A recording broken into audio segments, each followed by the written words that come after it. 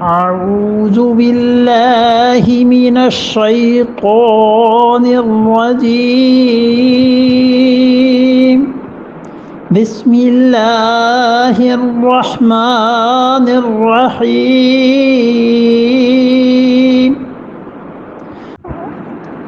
يا أيها الذين آمنوا لا تحلوا شعائر الله ولا الشهر الحرام ولا الهدي ولا القلائد ولا آمين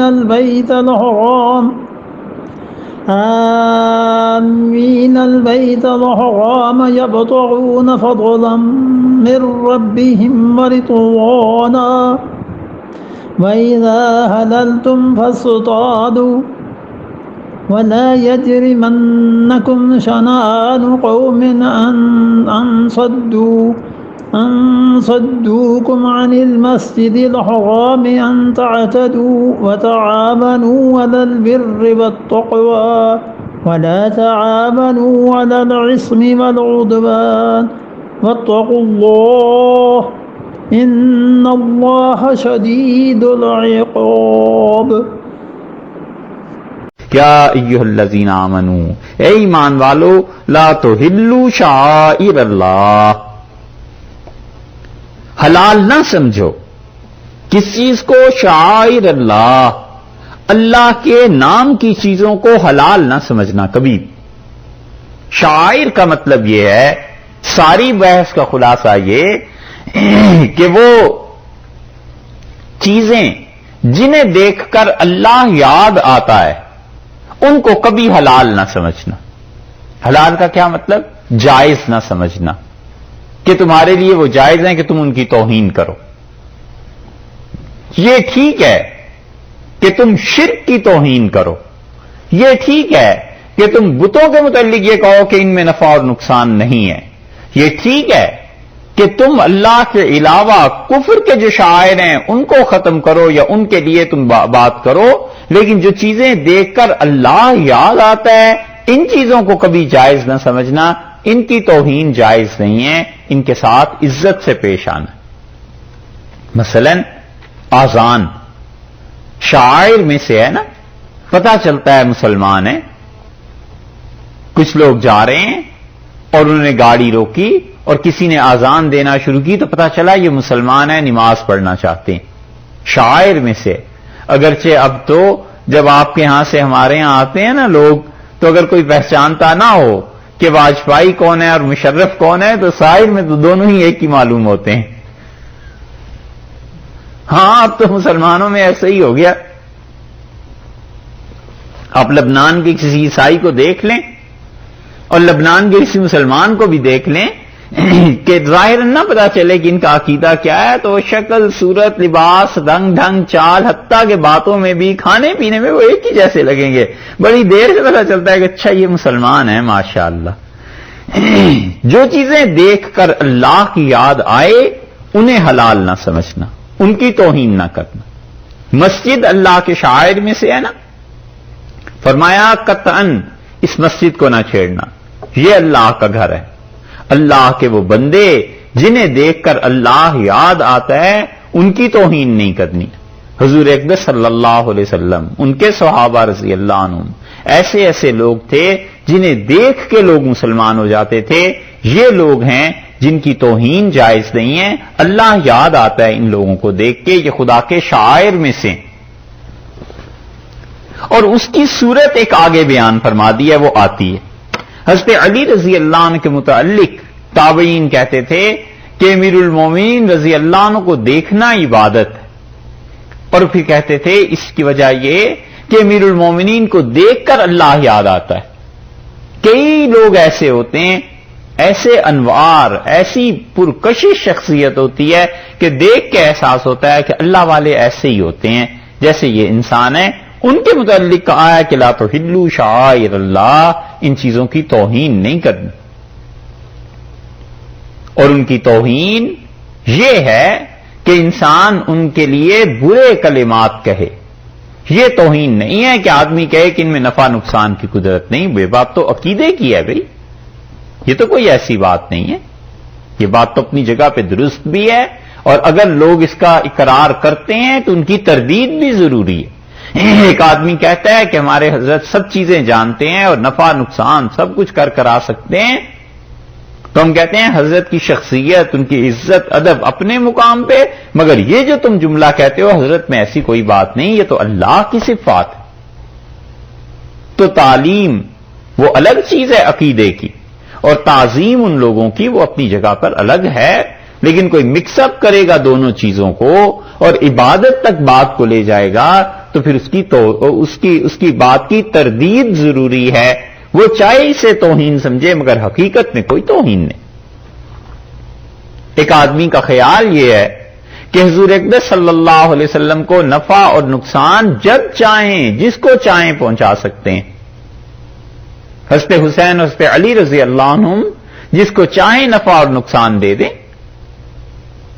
اور دوسرا کہتا ہے کہ یہ غلط عقیدہ ہے، اور وہ کہتا ہے کہ یہ تم نے رسول اللہ صلی اللہ علیہ وسلم کی سیدنا علی اور حسین رضی اللہ عنہم کی کر دی توہین۔ یہ توہین نہیں ہے بھئی، یہ تو اللہ کے ساتھ معاملہ ایسا ہے کہ ہر ایک کو اس کے درجے پہ رکھنا ضروری ہے، اور یہ جو تم اللہ کی توہین کر رہے ہو جو حقیقت میں توہین ہے اس پہ نظر نہیں جاتی کہ اس کے ساتھ شریک ٹھہرا رہے۔ تو اللہ نے فرمایا لا تحلوا شعائر اللہ، وہ چیزیں جنہیں دیکھ کر اللہ یاد آتا ہے نا ان کی توہین نہ کرنا، وہ جائز نہیں تمہارے لیے۔ اور اللہ کے شعائر میں بیت اللہ بھی ہے، بیت اللہ کی توہین یہ جائز نہیں، یہ درست نہیں، علیاذ باللہ کفر تک کا احتمال ہو جاتا ہے بعض صورتوں میں۔ اس لیے کعبۃ اللہ کی عزت کرے، حرم جو حدود ہیں اس کی عزت کرنی چاہیے، جیسے کہ ابھی پہلے بتایا ہے کہ درخت کاٹنا بھی منع اور شکار کرنا بھی منع ہو گیا نا، کہ دیکھو اللہ یاد آتا ہے اس جگہ پہ پہنچ کے۔ اللہ کے شعائر میں سے آپ میں سے کتنے لوگ گئے ہوں گے بیت اللہ حج یا عمرے کے لیے؟ اچھا صحیح ہے، ماشاءاللہ خاصی تعداد ہے۔ وہاں دیکھا ہے جو مسلمان جاتے ہیں یہ اللہ کے گھر کی توہین کے کام وہاں کرتے ہیں۔ حرم محترم میں کئی بار جیب کٹ گئی کسی کی، پیسے غائب ہو گئے۔ اللہ کے گھر میں بغیر کسی وجہ کے پیسے مانگ رہے ہوتے ہیں، یہ اللہ کے گھر کی توہین نہیں ہے تو کیا ہے؟ لڑائی جھگڑے حجر اسود پہ کھڑے ہو کے، اگر تم نے بوسہ ہی دینا ہے تو کوئی طریقہ ہے وہاں پر کھڑے ہو کے لوگوں سے اتنا لڑنا جھگڑنا کہ آوازیں بلند ہونے لگیں خدا کے گھر میں۔ بعض حضرات کے نزدیک یہ توہین ہے اور بعض کہتے ہیں ایسی چیز نہیں ہے۔ چلو اس پہ تو اختلاف ہوا، اور بھی کیوں چیزیں ایسی، عورتوں اور مردوں کا مشترکہ طواف، اور اپنے آپ کو امتحان میں ڈال لینا کسی آدمی کا کہ نظر محفوظ رہتی ہے نہیں رہتی، انسان کیا کرے وہاں پہ، یہ ساری چیزیں۔ اسی لیے پرانے زمانوں میں یہ جو بیت اللہ کا طواف عورتوں کا تھا، وہ کہتے تھے رات کو عورتیں طواف کریں، یا پھر مطاف میں طواف سے آخری سرا کنارہ ادھر کا باہر کی طرف وہ طواف کریں، اور مرد اندر کی طرف طواف کریں گے۔ یہ چیزیں تھیں۔ اللہ نے کہا ہے مت توہین کرنا میرے گھر کی، اور اسی طرح طواف کرتے ہوئے بغیر کسی شرعی ضرورت کے سیدھے کعبۃ اللہ کی طرف منہ کر لینا، اسے دیکھنا، کھڑے ہو جانا مکروہ تحریمی لکھا ہے حنفی فقہا نے، کبیرہ گناہوں میں سے لکھا ہے کہ خدا کے گھر کی ایک طرح سے توہین ہے۔ طواف کر رہے ہو، اللہ کے ساتھ تعلق ہے، چپ کر کے طواف کرو بغیر وجہ کے، یعنی حجر اسود پہ آئے تو پھر تو اس وقت بیت اللہ کا بوسہ دینے کے لیے حجر اسود کو تو سامنے آمنے ہونا ضروری ہے، وگرنہ طواف کے دوران بغیر کسی وجہ کے اسے گناہ لکھا ہے۔ اور اتنی کمی آ گئی ہے ادب اور احترام کی، اور اسی طرح حضور اقدس صلی اللہ علیہ وسلم کے یہاں بھی مسجد نبوی میں بھی شور بج ہو رہا ہے، فون کھلے ہوئے ہیں، گھنٹیاں بج رہی ہیں، پتہ نہیں کون کس حالت میں ہے، اور اس کی توجہ ٹوٹ جاتی ہے کہ ارے یہ کہیں میرا فون تو نہیں آ گیا، گھر سے فون تو نہیں آ گیا۔ یہ ساری چیزیں بے ادبی کی ہیں، اور اس کا نتیجہ پوری امت پر پڑ رہا ہے۔ پوری امت کے زوال کی چیزوں میں سے ایک چیز یہ ہے کہ حرمین شریفین کا ادب اور احترام لوگوں کے دل سے کم ہو گیا ہے. یہ اللہ نے منع کیا. اللہ نے فرمایا وہ جو چیزیں اللہ کی یادگار ہیں ان کو ہرگز اپنے لیے حلال نہ سمجھنا. ولا الشہر الحرام، ایک چیز آ گئی. دوسری یہ جو 4 مہینے ہیں عزت والے، 4 مہینے کون سے ہوئے؟ رجب، ذی قعدہ، ذی الحج اور محرم. ہر سال میں 4 مہینے، ان کو خاص قرب ہے اللہ کے ساتھ تعلق میں، اور ان کا ایک تعلق اس زمانے کا ہے کہ اس میں عبادت کرو خدا کی. یہ 4 مہینے ایسے ہیں. اسی لیے اللہ تعالیٰ نے سورہ توبہ میں آگے چل کے فرمایا ہے کہ جس دن سے ہم نے آسمانوں کو اور زمین کو پیدا کیا ہے اس دن سے یہ 4 مہینے ہمارے ہاں بڑی عزت والے. ان 4 مہینوں میں اسی لیے فقہا لکھتے ہیں، اور جساس رازی رحمت اللہ علیہ سورہ توبہ کی تفسیر میں انہوں نے لکھا ہے کہ ان 4 مہینوں میں آدمی کو چاہیے کہ گناہ سے بچا رہے. ویسے بھی بچا رہے، لیکن یہ 4 چاند ایسے ہیں کہ جب یہ طلوع ہو جائیں اپنے آپ کو زیادہ سنبھال کے رکھنا چاہیے، کیونکہ اس کا اثر باقی 8 مہینوں کی زندگی پہ پڑتا ہے. اور عمومی حالت مسلمانوں کی اب ایسے ہی ہو گئی. آپ کسی سے کہیں کہ یار یہ مہینہ بڑا مبارک ہے، کیوں اس میں ایسی حرکت کرتے ہو، اسے پتہ ہی نہیں ہوگا ذی قعدہ کیا مبارک ہے تو کیا نہیں ہے. اور رجب میں کسی کو کہیں تو بالکل ہی نہیں پتا ہوتا کہ مہینے کی عزت احترام یہ کیا چیز ہے. اللہ نے کہا ولا الشہر الحرام، اور یہ جو 4 مہینے ہیں عزت والے، ان 4 مہینوں کو بھی ادب والے، ادب والا مہینہ، یا تو یہ مراد ہے، یا 4 مہینے تو ہو گئی تفسیر اس کی ایک کہ یہ 4 مہینے جو ادب والے ہیں ان میں جنگ بھی نہ چھیڑو، جان بوجھ کے جنگ نہ کرو. ہاں حملہ ہو جائے تو جواب دو، یا قرائن سے پتا چل جائے، جاسوسی ہے، انٹیلیجنس ہے، وہ رپورٹ دے دیتے ہیں کہ صاحب اگر حملہ نہ کیا گیا تو آپ پر مصیبت آ سکتی ہے، پھر ٹھیک ہے لڑو. ادروائز عام مسلمانوں کے لیے حکم 4 مہینوں کا یہ کہ ان 4 مہینوں میں گناہ چھوڑ دیں، زیادتی چھوڑ دیں، ویسے بھی چھوڑ دیں، لیکن یہ 4 مہینے تو بہت ہی ادب والے ہیں. چونکہ پیچھے سے اب ذکر چل گیا نا اس کا، حرم کا، اللہ کی حدود کا، جو اللہ کے حقوق ہے، تو اللہ تعالیٰ نے کہا یہ 4 مہینے بھی ہمارے حقوق میں سے ہیں، اس میں ہماری نافرمانی نہ کرنا. ساری دنیا میں مسلمان بھی اب حقوق حقوق حقوق کی رٹ لگائے ہوتے ہیں. یہ بھی کسی کا حق بنتا ہے یا نہیں بنتا؟ اور یہ اس کا حق بنتا ہے جو بادشاہ ہے حقیقی اور شہنشاہ ہے، منع کیا ہے. بعض حضرات نے دوسری تفسیر اس کی یہ کی ہے کہ وہ کہتے ہیں کہ یہاں پر سنگل ہے وَلَلشَّهْرَ الْحَرَامِ، اور عزت والا مہینہ.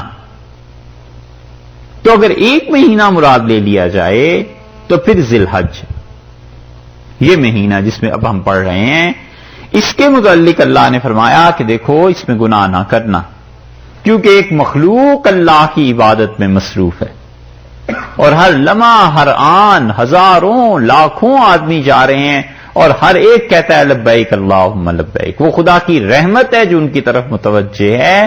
تو تم اگر نہیں بھی جا سکے تو اس مہینے کی عزت کرو، ادب کرو، اس خدا کی رحمت میں سے تمہیں بھی حصہ کچھ ملے. اس مہینے کی بے ادبی نہ کرنا، یعنی ذی الحج کی. اور اسی لیے رسول اللہ صلی اللہ علیہ وسلم نے اس کے پہلے عشرے کے فضائل بیان کیے جس میں ہم اب لوگ پڑھ رہے ہیں ہم لوگ. اور اسی وجہ سے اللہ نے آگے بھی چل کے فرمایا والفجر ولیال عشر، اور فجر کی قسم ہے ہمیں.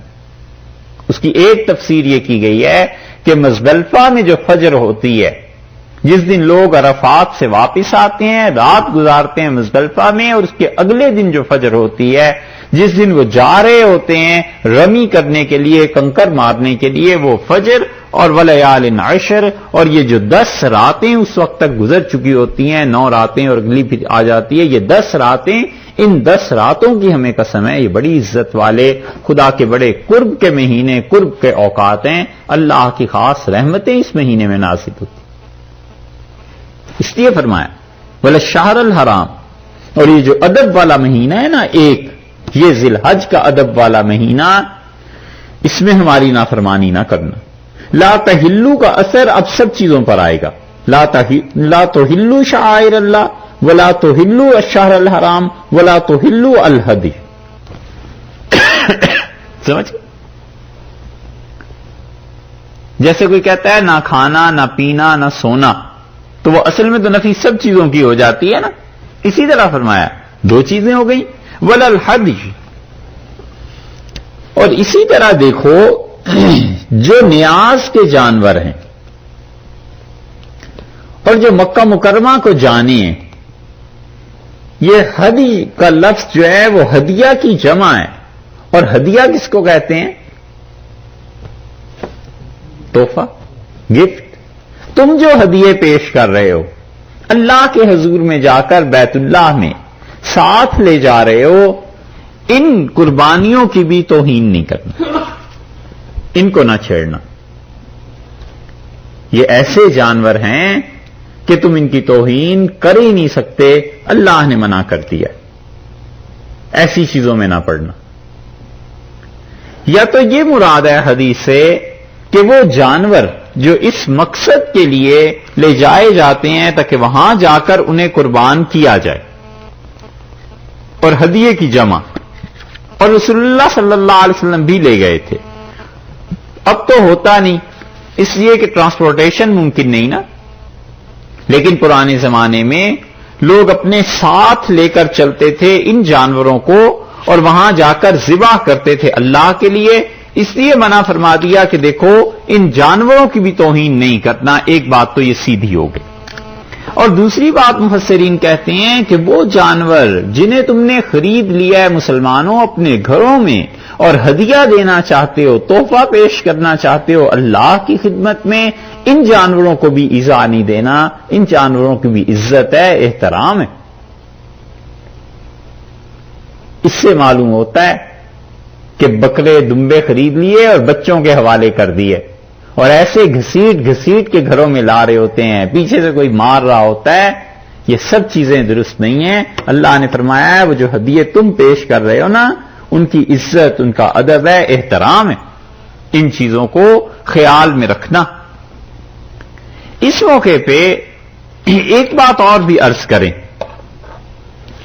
ہجرت کے بعد چھٹے سال میں حدیبیہ پیش آیا اور حدیبیہ میں مسلمانوں کو انہوں نے روک لیا تھا کافروں نے، اور بظاہر ایسے معلوم ہوتا تھا کہ اب جنگ ہوئی کہ ہوئی، حتیٰ کہ رسول اللہ صلی اللہ علیہ وسلم نے معاہدہ فرما لیا اور بات ختم ہو گئی. 7 تو مسلمان آئے ہیں. پھر تو وہ جو لوگ تھے نا جنہوں نے 6 میں روکا تھا، مشرکین مکہ نے، اور ان کے اطراف و قرب و جوار میں جو قبائل تھے مشرکین کے، وہ بھی آ گئے اور انہوں نے بھی حمایت کی کہ جی اللہ کا گھر ہے، یہ خدا کے منکر ہیں، خدا کے گھر کی عزتوں کے، انہیں نہیں داخل ہونے دیں گے.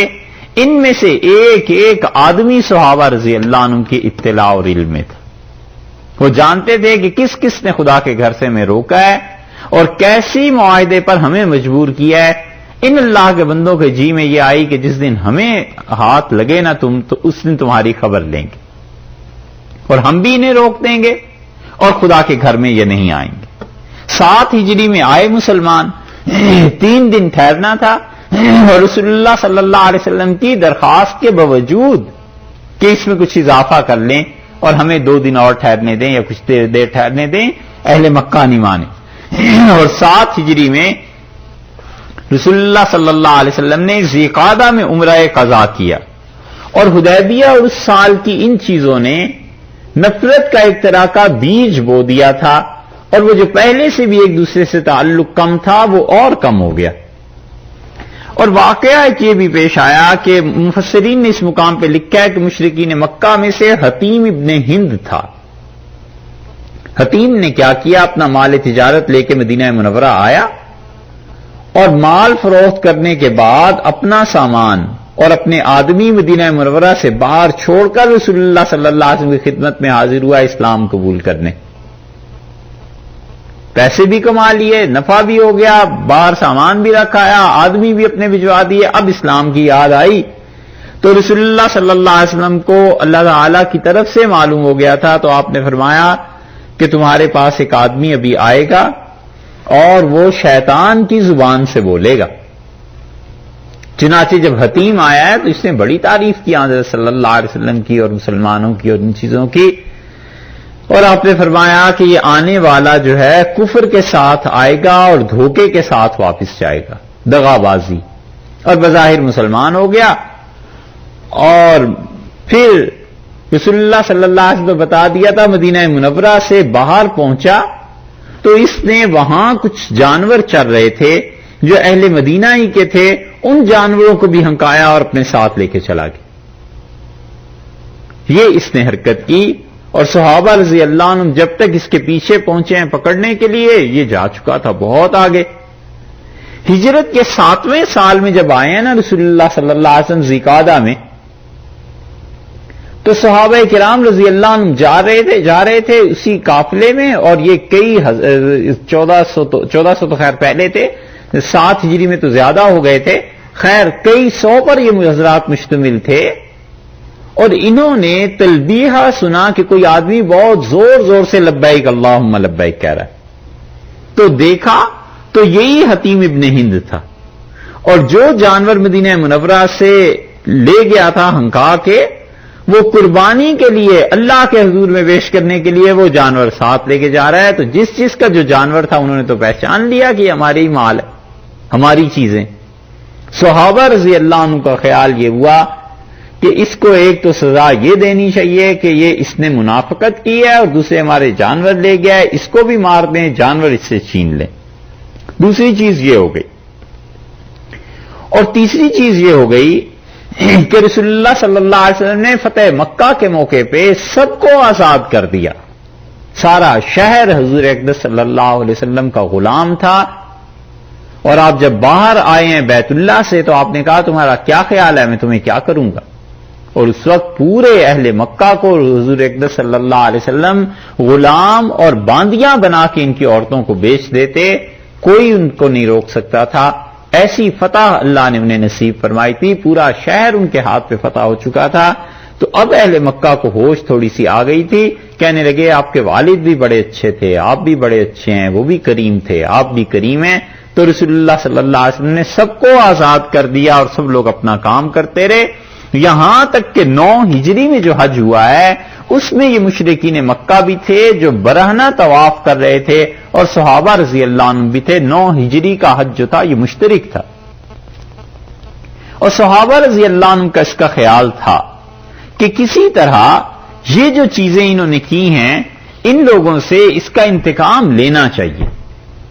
جو واقعات پچھلے 4 سال سے مسلسل پیش آ رہے ہیں، 6 میں انہوں نے ہمیں روک دیا، 7 میں حتیم ابن ہند نے ہمارے سامنے وہ جانور لے کے جا رہا ہے، تلبیہ پڑھ رہا ہے. 8 ہجری میں کیا ہوا، ہم پھر بھی کچھ نہیں ان سے انتقام لے سکے. 9 ہجری میں یہ حج ہو گیا ہے، کچھ نہ کچھ تو ان کا ہونا چاہیے. اللہ نے یہاں منع کر دیا، اور اللہ تعالیٰ نے فرما دیا کہ وللہدیہ، اور یہ جو جانور قربانی کے ہیں نا، کسی کا بھی مال ہے اب انہیں نہیں، ہمارے نام پہ اس نے چھوڑ دیے ہیں، قربانی کے لیے لے کے جا رہا ہے، تم اس کو نہیں چھیڑ سکتے. اس لیے کہ اس نے ہمارے لیے پیش کر دی ہیں. 2 چیزیں ہو گئی، 3. ایک شاعر اللہ کی بے عزتی اور توہین نہیں کرنی، دوسرے اس ادب والے مہینے کی، اور تیسرے ارشاد فرما دیا کہ نیاز کے جو جانور مکہ کو جاتے ہیں دیکھو ان کی بھی توہین نہ کرنا. کتنی ہو گئی چیزیں؟ 3. چوتھے فرمایا وللقلائد، اور نہ ہی اس کی توہین کرنا جو گلے میں لٹکا دیتے ہیں. قلادہ اس پٹے کو کہتے ہیں جو پٹا جانور کے گلے میں باندھ دیا جاتا ہے، اور قلادہ ہی ہار کے لیے بھی استعمال ہوتا ہے، کیونکہ خواتین گلے میں پہنتی ہیں نا. حضرت عائشہ رضی اللہ عنہا کا جو ہار گم ہو گیا تھا اس کے لیے بھی قلادہ کا لفظ آئے ہیں کہ وہ ہار ان کے گلے سے گر گیا. اور جب جانور ہو تو مراد اس سے اس کی پٹا ہوتی ہے. جیسے بھی موقع ہو انسانوں کے لیے ہوگا تو پھر گلے میں پہنی ہوئی چیز، اور جانوروں کے لیے ہوگا تو پھر وہ پٹا کہلائے گا. یہی ہے نا. اس لیے اس لفظ کی تشریح عرض کر رہے ہیں کہ بہت سے بے ادب اور بہت سے جنہیں دو لفظ نہیں پڑھنا آتے، بس انہیں یہ پتا ہوتا ہے کہ جی تقلید حرام ہے، اور کہتے ہیں جی تقلید تو کہتے ہیں پٹے کو، تو تم نے امام کا پٹا اپنے گلے میں ڈال لیا۔ علیہ باللہ، وہ یہ جو الفاظ بخاری میں آئے ہیں اور اس پہ عائشہ رضی اللہ عنہا کے متعلق آئے ہیں، پھر وہاں بھی ترجمہ کرو گے؟ خام خواہ چڑانا لوگوں کو اور اپنے کم علم ہونے کا ثبوت فراہم کرنے۔ یہاں پر قلائد سے کیا مراد ہے، یہ مفسرین نے اس پہ بحث کی ہے، 3 آراء انہوں نے دی۔ ایک تو مفسرین کہتے ہیں کہ وللقلائد سے مراد خود وہ جانور ہیں جن جانوروں کے گلے میں پٹے ڈال دیے جاتے تھے، اور نہ توہین کرنا ان جانوروں کی جن کے گلے میں پٹے ڈال دیے گئے، ویسے بھی توہین نہ کرنا قربانی کے جانوروں کی، لیکن جن جانوروں کے گلے میں پٹا ڈال دیے گئے اس کی تو بالکل ہی توہین نہ کرنا۔ یہ تو خاص حج کے موقع پر مخصوص ہو گیا، ویسے قربانی کے لیے جو ہدیے پیش کیے جا رہے ہیں، اور یہ وہ جانور جو خاص حج یا عمرے کے شکریے میں اللہ کے ہاں کاٹے جانے ہیں، ان کی توہین نہ کرنا۔ اور یہ کیا کرتے تھے عرب، جانور کے گلے میں رسی ڈال دیتے تھے، جانور کے گلے میں رسی میں جوتا باندھ کے ڈال دیتے تھے۔ کبھی کبھی درخت سے ایک شاخ توڑی اور اس شاخ کو جانور کے گلے میں باندھ دیا، یہ بھی کلادہ ہو جاتا تھا، دیکھنے والے کو پتا چل جاتا تھا کہ یہ جانور اللہ کے گھر کے لیے جا رہا ہے۔ اور مشرکین مکہ تک اور جنگ کے زمانے میں بھی یہ اللہ کی اس چیز کو نہیں چھیڑتے تھے، وہ جیسے بھی تھے لیکن ان میں اچھی باتیں بھی تو تھیں۔ ان میں سے ایک چیز یہ تھی کہ بالکل ان چیزوں کو ہاتھ نہیں لگاتے تھے، کہتے تھے یہ چیزیں اللہ کی ہیں، ہم ان چیزوں کو بالکل نہیں چھیڑیں گے۔ اس لیے مراد ایک تو یہ، کچھ حضرات کا خیال یہ ہے کہ یہ تو پہلے حدی میں گزر گئی چیز، وہ کہتے ہیں ان لوگوں کو بھی نہ چھیڑنا، اصحاب القلائد جو ایسے جانوروں کو لے کر بیت اللہ کی طرف جا رہے ہیں نا، ان کو بھی نہیں چھیڑنا۔ ان آدمیوں کی بھی عزت ہے، احترام ہے کہ کیسے ہی ہیں، مشرک ہیں لیکن آ تو رہے ہیں نا، ہماری طرف آ رہے ہیں، ان کو کچھ نہیں کہنا۔ یہ حتیم ابن ہند وغیرہ جو لوگ تھے نا، وہ اس میں شامل ہو گئے۔ دو چیزیں۔ اور بعض رات کا خیال یہ ہے، اگرچہ یہ رائے کمزور ہے لیکن بعض کا خیال یہ ہے کہ وہ جو پٹا پڑا ہوا ہے اس پٹے کی توہین نہیں کرنی، وہ بھی ہمارا ہے، وہ بھی ہماری چیز ہے۔ ایک ایک چیز اب ہماری ہو گئی ہے، تم اس کی بھی توہین نہیں کرو گے۔ اور اس سے بھی فقہا نے لکھی ہے ایک چیز، اور فقہا کہتے ہیں کہ قربانی کا جانور جو خریدا جاتا ہے اس کی جو رسی یا جو پٹا ساتھ آتا ہے اسے بھی صدقہ کر دینا چاہیے، اگر وہ چیز صدقے کا قابل ہے اسے بھی اپنے گھر سے نکال دینا چاہیے، بیچ کے اس کے پیسے غریبوں کو دے دینے چاہیے، وہ بھی گھر میں نہیں رکھی جا سکتی، اس لیے کہ وہ مال اللہ کا ہو گیا۔ فرض کر لیں 50 روپے کی رسی خرید لی جانوروں کو باندھنے کے لیے، تو اب وہ 50 روپے کی بازار میں جا کے 30-40 کی بک سکتی ہے۔ اس کو کہا جا سکتا ہے یہ لے لیں اور 30-40 جتنی بھی قیمت لگاتا ہے وہ قیمت بھی اللہ کے راستے میں دے دینا، اس کو نہ رکھنا۔ وللقلائد، اور نہ ہی ان کی توہین تمہارے لیے جائز ہے جو کیا ہیں، جو اللہ کے گھر میں جانور لا رہے ہیں اور گلے میں اس کے لٹکن پڑی ہوئی ہے۔ ولا آمین، اب کتنے آ گئے؟ 4 ہو گئے، 5ویں آئے نا، اب 5ویں۔ ولا آمین، اور نہ ہی ان لوگوں کی توہین کرنا جو آنے والے ہیں البیت الحرام، ادب والے گھر کی طرف، عزت والے گھر کی طرف جو آ رہے ہیں نا، دیکھو ان کی بھی توہین نہ کرنا، انہیں حلال نہ سمجھنا، ان پہ ہاتھ نہ ڈالنا اللہ کے نام کی چیزوں پر۔ یعنی کافر بھی اگر بیت اللہ کی نیاز لا رہا ہے اس کو بھی اس نیاز کو تم کچھ نہ کرنا، لوٹنا مت۔ اور ذی الحج کا مہینہ ہے، یہ 4 مہینے ہیں عزت والے، ان عزت کے مہینوں میں بالکل ان کو نہ مارنا۔ اور یہ جن کے گلے میں پٹے پڑے ہوئے ہیں، قربانی کے جانور ہیں، مکہ مکرمہ کو لے جا رہے ہیں، نشان ڈال دیے ہیں انہوں نے، بالکل ان کو نہ چھیڑنا۔ اور دیکھو اسی طرح کافروں نے تم کو روک دیا تھا نا 6 ہجری میں حدیبیہ میں، تم بالکل نہ روکنا۔ ولا آمین البیت الحرام، اور ادب والے گھر کی طرف جو لوگ آ رہے ہیں بالکل ان کو نہ روکنا۔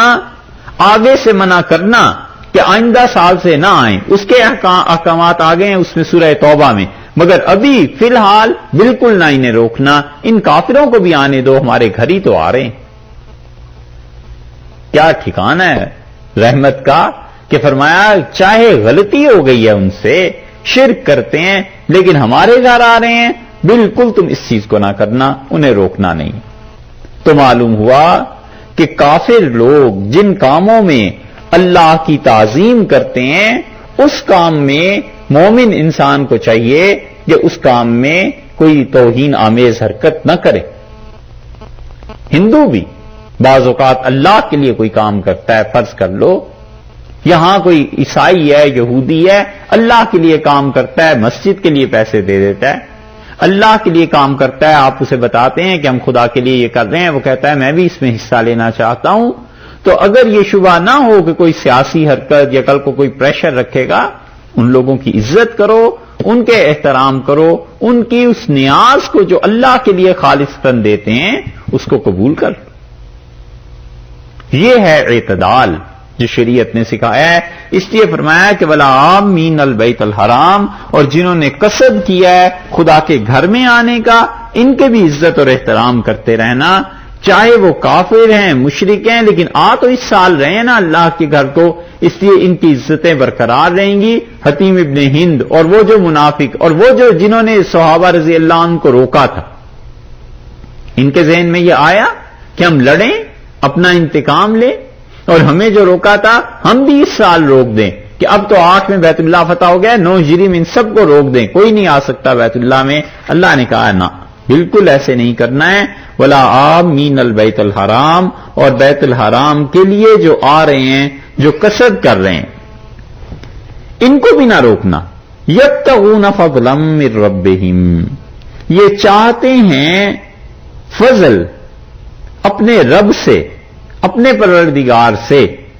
فضل تجارت کرنا چاہتے ہیں، فضل سے مراد مال، پیسہ کمانا چاہتے ہیں، تجارت کرنا چاہتے ہیں، چیزیں لا کے حج کے موقع پہ بازار لگتے تھے بڑے بڑے، ان میں یہ خریداری کرنا چاہتے ہیں، تجارت ہے، بالکل انہیں نہیں روکنا ہے۔ ورضوانا، اور یہ کیا چاہتے ہیں؟ یہ چاہتے ہیں کہ اللہ کو خوش رکھیں، دیکھو یہ کام نہ کرنا، آ رہے ہیں اللہ کی خوشی حاصل کرنے کے لیے، اگرچہ مشرک ہی ہیں مگر تمہیں یہ کام زیبا نہیں۔ سمجھ آئی؟ کتنے مستثنا ہو گئے ہیں؟ 5۔ ایک تو فرمایا کہ شعائر اللہ، دوسرے شہر الحرام، تیسرے حدی، چوتھے قلائد، 5ویں آمین البیت الحرام، یہ 5 کو مستثنا کر دیا، فرمایا بالکل ان کی توہین جائز نہیں۔ اب آئی ایک اور بات یہ ہے کہ یہ آیت اگر مان لی جائے کہ اس میں یہ آمین البیت الحرام، آنے والے اللہ کے گھر میں یہ ہیں مشرک، تو پھر مفسرین کہتے ہیں یہ آیت کا اتنا ٹکڑا منسوخ ہے۔ اور منسوخ کہاں سے ہے؟ وہ کہتے ہیں کہ سورہ توبہ کی آیت سے منسوخ ہے۔ سورہ توبہ شروع ہوتی ہے 10ویں پارے میں، یہاں سے دیکھیے،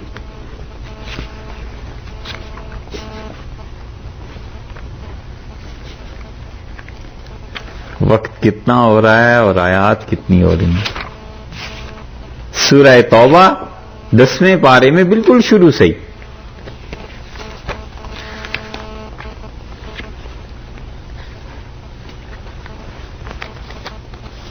ملی سورہ توبہ جہاں سے شروع ہو رہی ہے،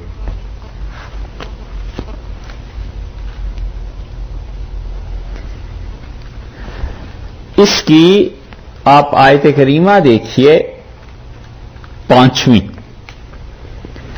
اللہ تعالی نے فرمایا ہے کہ فَإِذَا انْسَلَخَ الْأَشْهُرُ الْحُرُمُ، اور جب یہ ادب والے مہینے گزر جائیں جن میں تم نے پناہ دے رکھی ہے، کافروں کو معاہدہ کر رکھا ہے، یعنی فَاقْتُلُوا الْمُشْرِكِينَ حَيْثُ وَجَدتُّمُوهُمْ، تو پھر ان مشرکوں کو قتل کرو جہاں کہیں تم انہیں پاؤ، وَخُذُوهُمْ، اور انہیں پکڑو، وَاحْصُرُوهُمْ، اور ان کا گھیراؤ کرو، وَقْعُدُوا لَهُمْ كُلَّ مَرْصَدٍ، اور ہر جگہ پر ان کی طاق میں بیٹھو، فَإِن تَابُوا وَأَقَامُوا الصَّلَاةَ، اگر وہ توبہ کر لیں اور نماز کو قائم کر لیں، وَآتُوا الزَّكَاةَ، اور زکوٰۃ کو دیں، فَخَلُّوا سَبِيلَهُمْ، تو پھر ان کا راستہ چھوڑ دینا، وگرنہ ان کو تم نے قتل کرنا ہے، ان مشرکین مکہ کو، یہ ان کے لیے اجازت ہے اتنے عرصے تک جب تک تمہارا ان کے ساتھ معاہدہ ہے۔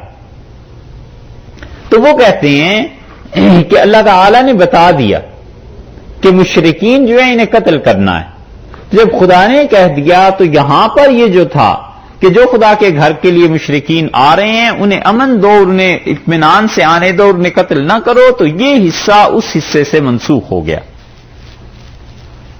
سمجھے؟ وہاں یہ کہا ہے کہ مشرکین کو قتل کر دو، یہاں یہ کہا ہے انہیں آنے دو، ان کی بے عزتی توہین نہیں کرنی ہے، وہ آئیں حج کریں۔ وہاں اللہ تعالیٰ نے فرما دیا کہ مت آنے دینا، تو کہتے ہیں وہ آیت بعد میں نازل ہوئی ہے، یہ آیت پہلے کی تھی، تو اس آیت نے اسے اس ٹکڑے کو منسوخ کر دیا۔ معلوم ہوا کہ اب کوئی مشرک خدا کے گھر میں جانا چاہتا ہے اور خدا کے گھر میں وہ حج عمرے کے لیے جانا چاہتا ہے تو اب اجازت نہیں دی جا سکتی، اسے منع کیا جائے گا۔ اس پہ کوئی اشکال ہے؟ سورۃ توبہ میں بھی یہ اشہر الحرم کے بعد یہ حکم ہے، معاہدہ مراد ہے، معاہدہ ہو گیا تھا، 4 مہینے ہاں وہ معاہدے کے مہینے گزر جائیں تو پھر ان مشرکین کو نہ جانے دو۔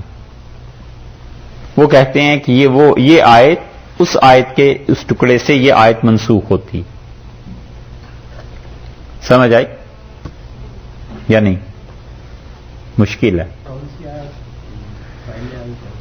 وہ کہتے ہیں سورہ توبہ کا حکم آیا ہے بعد میں، اللہ تعالیٰ نے فرمایا ہے کہ ان کو مت جانے دو اور ان کو قتل کرو مشرکین کو۔ یہاں اللہ نے کہا ہے کہ مشرک ہیں لیکن میرے گھر میں آ رہے ہیں، حج کے لیے آ رہے ہیں، یبتغون فضلا من ربہم ورضوانا، اور اللہ کا فضل تجارت کرنا چاہتے ہیں، اللہ کو خوش کرنا چاہتے ہیں، تو دیکھو ان کو آنے دینا۔ تو وہ کہتے ہیں وہ بعد والی آیت جو نازل ہوئی اس میں کہا نہ آنے دینا، اور یہاں اجازت جو ہوئی تھی وہ مشرکین بھی مر کھپ گئے، ختم ہو گئے، اور اللہ نے اس آیت سے اس آیت کو منسوخ کر دیا، اس آیت کے اتنے ٹکڑے۔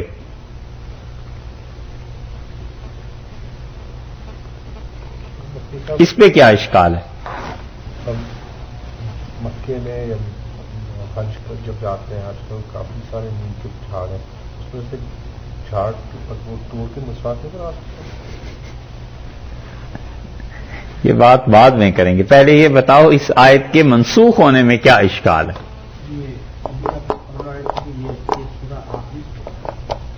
وہ بات الگ ہے، لیکن ایک حکم یہ تھا کہ مشرکین حج کے لیے آ رہے ہیں اور اللہ یبتغون فضلا من ربہم ورضوانا، اپنے رب کا فضل اور اس کی رضا کے لیے آ رہے ہیں، اور دوسرا حکم یہ آ گیا کہ مشرکین کو نہ آنے دینا، تو نہ آنے نے اس آنے کو کینسل کر دیا، سمپل سی بات، ٹھیک ہے؟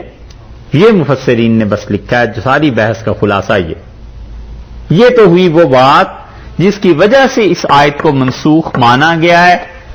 اور پھر آئے ہمارے حضرات، وہ کہتے ہیں یہ آیت منسوخ ہی نہیں، کہتے ہیں سورہ مائدہ آخر پر نازل ہوئی ہے، یہ آیت کا ٹکڑا کیسے منسوخ ہو سکتا ہے؟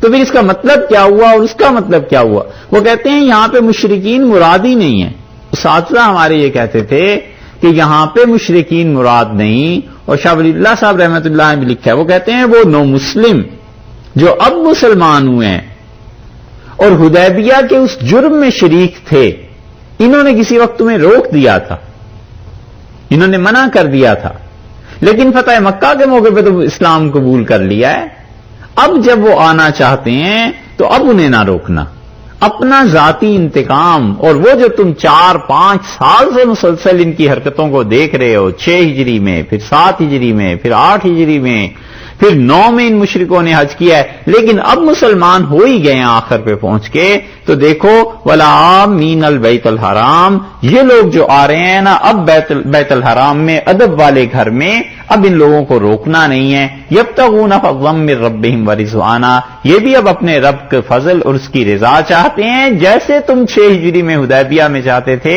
اب ان کی پوزیشن یہ ہے، تو دیکھو اب ان کو روکنا نہیں. اور یہ بات بہت صاف کر دیتی ہے بات، ٹھیک ہے. یہ آیت ہے سورہ مائدہ کی غالباً ایک ہی، جس پہ انہوں نے نا ایک آیت اور بھی ہے، ہاں وہاں بھی مفسرین نے بحث کی ہے کہ منسوخ ہے یا نہیں، لیکن یہ آیت منسوخ نہیں ہوتی جس صورت میں ہم آپ سے عرض کر رہے ہیں، اس حادثہ کی بات پیش کر رہے ہیں آپ کے سامنے. تو اللہ تعالیٰ نے فرمایا کہ یبتغون فضلا من ربہم ورضوانا، وہ چاہتے ہیں اپنے پروردگار کا فضل اور اس کی رضا چاہتے ہیں، اللہ کی خوشی چاہتے ہیں. کیوں تم ان لوگوں کو روکنے والے بنو گے؟ ان 5 چیزوں میں بالکل ایسے نہ کرنا، اللہ کے ساتھ تعلق ہونا چاہیے، اور ان 5 چیزوں میں بے حرمتی، ان کو حلال نہ سمجھو، جائز نہ سمجھو. وَإِذَا حَلَلْتُمْ، اور جب تم ہو جاؤ حلال، یعنی حالت احرام کو ختم کر دو اور احرام اپنا اتار دو، فَاصْطَادُوا، تو شکار کیا کرو. فَاصْطَادُوا میں صیغہ امر کا، یعنی شکار کرو. اور مراد کیا ہے؟ مراد یہ کہ شکار کر سکتے ہو. وہ جو پابندی اوپر لگا دی تھی نا، دو وجہ سے. ایک تو زمین ایسی ہے ٹکڑا کہ تم شکار کر نہیں سکتے، یہ حکم تو پھر قیامت تک ہے، یہ حکم تو کبھی بھی منسوخ نہیں ہوا. ایک تمہاری حالت تھی کہ تم حالت احرام میں شکار نہیں کر سکتے تھے. فَإِذَا حَلَلْتُمْ، اور جب تم حالت احرام سے نکل آؤ، فَاصْطَادُوا، تو شکار کرو. اس کا تعلق اصل میں آپ اوپر دیکھیں نا آیت میں، اس سے بنتا ہے إِلَّا مَا يُتْلَى عَلَيْكُمْ غَيْرَ مُحِلِّ الصَّيْدِ. ایمان والو وعدوں کو پورا کرو، تمہارے لیے چوپائے مویشی حلال قرار دیے گئے. ایک ایکسیپشن تو یہ ہے کہ ما یتلا علیکم، جو آگے آیت نمبر 3 میں تمہیں پڑھ کے سنائے جاتے ہیں، غیر محل الصید. اور دوسری ایکسیپشن اس میں یہ ہے کہ دیکھو جب تم حالت احرام میں ہو تو شکار کرنا جائز نہیں ہے تمہارے لیے، یہ جائز نہ سمجھنا. تو اس کو اللہ نے یہاں آ کے کھول دیا، فرمایا اب حالت احرام سے نکل آئے ہو، لہذا فاصطادوا، تم شکار کر سکتے ہو. یہ مراد نہیں ہے جو داؤد ظاہری نے اور ابن حزم نے یہاں سے سمجھا ہے کہ وہ کہتے ہیں شکار بھی واجب ہے. وہ کہتے ہیں شکار واجب ہے، ضروری ہے شکار کرو. اللہ کے بندو، یہ کون سے وجوب ہے؟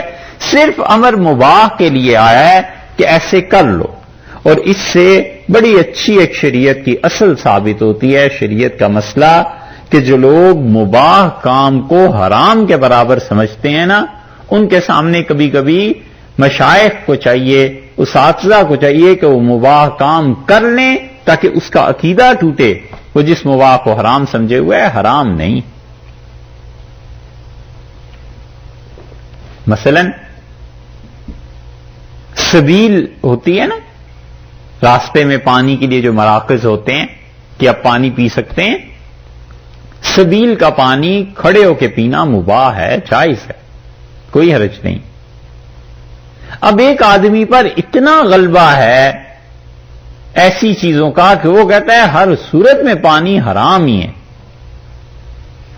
کھڑے ہو کے پینا ہر صورت میں پانی کا حرام ہے. اس کے سامنے جان بوجھ کے کھڑے ہو کے ہی پینا چاہیے تاکہ اسے پتا چلے کہ یہ مباح ہے بھائی، اس کو اپنے درجے میں رہنے دو، اس کو اس کے درجے سے مت بڑھاؤ. سمجھے؟ بہت سی چیزیں جو شرعاً مباح ہیں، لوگ خام خواہ اس کو حرام کے درجے میں پہنچا دیتے ہیں.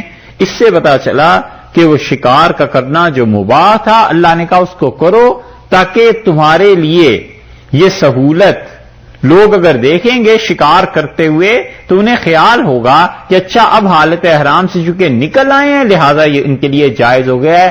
ایسے نہ ہو کہ لوگ کیا کریں، حالت احرام ہی کو ذہنی طور پر قائم رکھے ہوئے ہوں اور یہ سمجھے ہوں کہ جناب چونکہ حج کر کے واپس جا رہے ہیں، اسی شکار کھیلنا تو بڑی بری بات ہے. اللہ نے کہا کر سکتے. اور یہ وہ چیز بھی ہے جس کی بنیاد پہ امیر المومنین سیدنا عمر رضی اللہ عنہ نکال دیتے تھے حرم سے لوگوں کو. جب حج ہو جاتا تھا تو حضرت عمر رضی اللہ عنہ آتے تھے حج کے بعد اور حرم میں جو لوگ بیٹھے ہوئے ہوتے تھے نکال دیتے تھے. فرماتے تھے بس اب گھر جاؤ, تجارت کرو, کام کرو اپنے اپنے. تو صحابہ رضی اللہ عنہ میں سے کسی نے عرض کیا حضرت آپ ان کو نہیں چھوڑتے, تو عبادت کرنا چاہتے ہیں. فرمایا میں اگر انہیں چھوڑ دوں تو تم دیکھو گے آہستہ آہستہ ایک پورا گروہ ایسا پیدا ہو جائے گا جو یہیں بیٹھے رہا کریں گے اور عبادت کریں گے, اور مسلمانوں کی تجارت, ان کی معیشت, ان کے کاروبار یہ سب کے سب رک جائیں گے اور یہاں آ کے بیٹھ جائیں گے. اس لیے میں انہیں نکالتا ہوں کہ جائیں اپنے شہروں میں کام کریں, مسلمانوں کی تجارت اور مسلمانوں کے دوسرے کام ہونے چاہیے. مباح چیز تھی نا, امیر المومنین رضی اللہ عنہ نے اسے اس لیے منع کر دیا کہ لوگ کہیں سے فرض واجب نہ سمجھنے لگے. حضرت عبداللہ ابن مسعود رضی اللہ عنہ کی روایت میں بھی آتا ہے, انہوں نے کہا یہ جو تم کرتے ہو کہ نماز کا سلام پھیر کے اور دائیں طرف کو ہو کے بیٹھ جاتے ہو, کبھی کبھی بائیں طرف کو بھی ہو جایا کرو. رسول اللہ صلی اللہ علیہ وسلم کو میں نے دائیں طرف اور بائیں طرف منہ کر کے بیٹھتے ہوئے دونوں ہی طرح دیکھا. تو جو مباح کام ہیں بعض لوگ ذہنی طور پہ انہیں فرض جب سمجھنے لگتے ہیں نا, تو تربیت کے لیے یہ ضروری ہے کہ ان کی حوصلہ شکنی کی جائے کہ جو باقی لوگ ہیں انہیں بھی جینے دو. جو مباح ہے وہ مباح ہے, جائز ہے تو جائز ہے, بس اس سے زیادہ اسے حلال حرام کا مسئلہ نہ بناؤ. یہ فرمایا وَإِذَا حَلَلْتُمْ فَاصْطَادُوا, اور جب حالت حرام سے باہر آ گئے پھر شکار کر سکتے ہو. وَلَا يَجْرِمَنَّكُمْ, اب یہ جو آیت کا ٹکڑا ہے نا آگے, یہ اصل میں تائید کر رہا ہے انہی لوگوں کی جو کہتے ہیں کہ یہاں مشرکین مراد ہی نہیں ہے بلکہ نو مسلم مراد ہے, مسلمان جو نئے نئے ہوئے ہیں. یہ ٹکڑا اسی نظریے کی اسی بات کی تائید کر رہا ہے. وَلَا يَجْرِمَنَّكُمْ, اور تمہیں آمادہ نہ کرے, باعث نہ ہو, جرمن برانگیختہ کرنا, کسی کے انتقام کے جذبات کو ابھارنا. وَلَا يَجْرِمَنَّكُمْ شَنَآنُ قَوْمٍ, اور کسی قوم کا بھی بغض, شنآن بغض دشمنی, ان لوگوں کی دشمنی, ان کا بغض تمہیں اس بات پر آمادہ نہ کرے. وہ بغض جو دلوں میں رہ گیا ہے, یہ کیوں انہوں نے ہمیں روک دیا تھا, پھر ہم حدیبیہ میں آئے, اگلے سال جب حدیبیہ سے گزر کے آئے عمرہ کرنے تو پھر بھی ہمیں نہیں رکنے دیا, کیوں انہوں نے ہمارے ساتھ یہ کیا تھا. یہ جو تمہارے دلوں میں بات ہے نا, دیکھو ایسے نہیں ہونا چاہیے. وَلَا يَجْرِمَنَّكُمْ شَنَآنُ قَوْمٍ, یہ جو نئے نئے مسلمان ہو رہے ہیں, یہ جو بیت الحرام میں اب آنا چاہتے ہیں, جن کی عزت کرنے کا ہم نے حکم تمہیں دے دیا ہے, ان کی دشمنی تمہیں اس بات پر برانگیختہ نہ کرے کہ ان صدوکم عن المسجد الحرام, کہ تم انہیں مسجد حرام سے باز رکھو, مسجد حرام کے راستے ان سے بند کر دو. اور یہ کہ مسجد حرام ادب والی مسجد جو ہے اس کو تم ان کے لیے ممنوع قرار دے دو. ان صدوکم, روک دو انہیں, یہ نہ کر. سمجھ آئی؟ وَلَا يَجْرِمَنَّكُمْ شَنَآنُ قَوْمٍ أَن صَدُّوكُمْ عَنِ الْمَسْجِدِ الْحَرَامِ, اور دیکھو تمہیں وہ دشمنی اور انتقام کا جذبہ اس بات پر نہ لے آئے کہ تم اس قوم سے دشمنی جو کر رہے ہو یا کرنا چاہتے ہو یا تمہارے دل میں ہے, ان صدوکم عن المسجد الحرام, کہ تم انہیں مسجد حرام سے روک دو ایک چیز. ولا یجرمنکم, تمہیں برانگیختہ نہ کرے, ایک تو ان کا مسجد حرام سے روکنا, اور دوسرے ان تعتدوا, ولا یجرمنکم ان تعتدوا, واو کا عطف ہو گیا, واو تو ہے نہیں, ان تعتدوا, اور یہ کہ دوسری بات یہ کہ تم ان کے ساتھ زیادتی کرنے لگ جاؤ, یہ بھی نہ کرنا.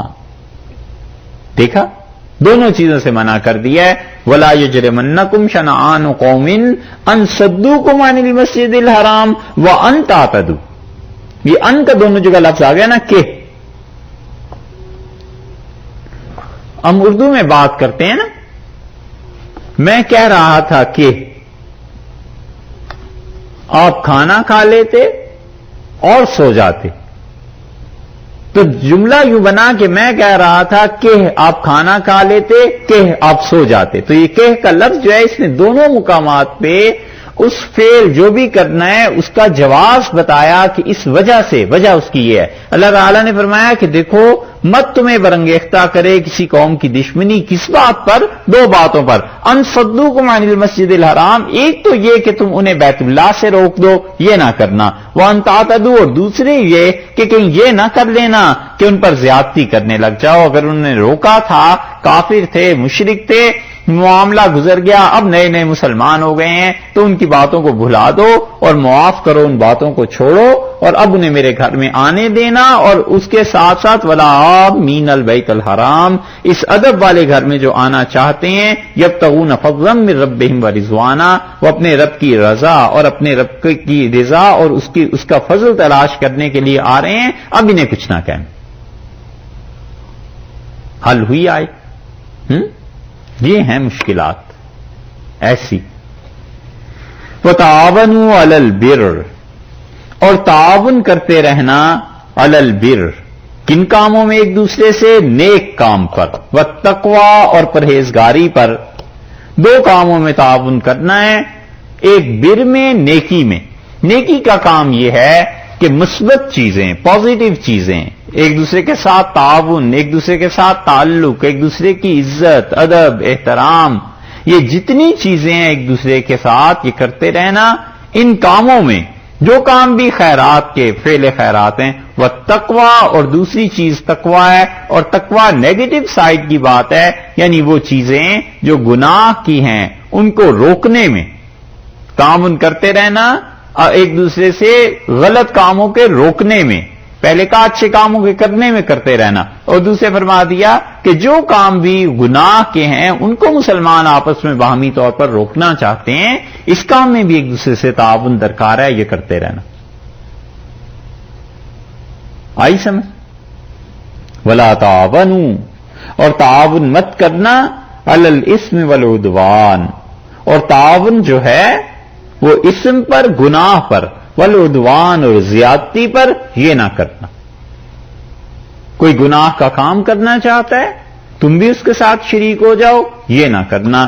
یہ آیت کریمہ کا ٹکڑا ایسا ہے کہ اگر اس پہ انسان زندگی بھر عمل کرتا رہے نا، بہت بڑی تبدیلی معاشرے میں اور اپنے اندر بھی آ جاتی ہے کہ جہاں بھی خیر کا کام ہے وہ کہے میں حاضر ہوں، اور جہاں گناہ اور شر کا کام ہے کہ بھائی میں بالکل تعاون نہیں کروں گا، اس کے لیے مجھے بالکل معذور سمجھیں، اور خیر کا کام ہے تو جب کہو میں حاضر ہوں۔